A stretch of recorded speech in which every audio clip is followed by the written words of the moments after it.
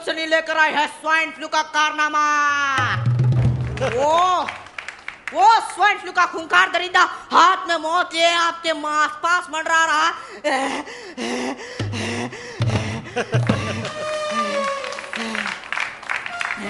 तो फिर जाग जाइए और अपने मास्क और रुमाल से मुंह ढाक लीजिए।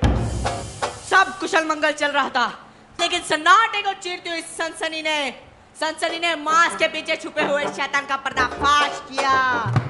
अहो, मास्क मुळे लोकांना अनेक फायदे झाले आणि अनेक तोटेही झाले।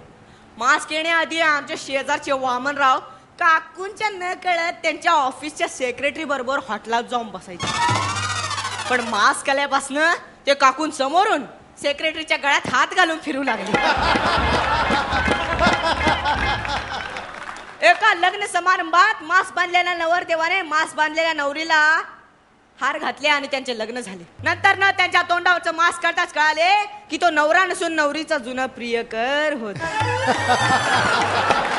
आणि ती ही नवरी नसून तिची आई होती। सन्नाटे को चिरती हुई सनसनीने एका मंत्र्याच्या 25व्या लग्नाच्या वाढदिवसाला होणाऱ्या अनर्थाला वाचवले। ते कसे? मंत्री महोदय आले, 25वा वाढदिवस होता, भाषण झाले, फुलं वेचली, 25वा वाढदिवस होता म्हणून 25 किलोचा मोठा केक। मंत्री महोदय कधी तो केक कापतात आणि तो आम्ही कधी खातो असे सगळ्यांना वाटत होते। त्यावरचे 25 मेणबत्त्या होत्या। मंत्री महोदय गेले,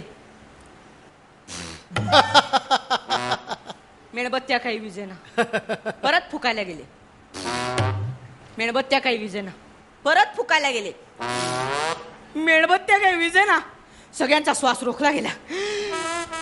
नंतर ना आमच्यातल्या एका पत्रकाराने स्वावध होऊन सांगितले, अहो मास्क काढा आणि फुका।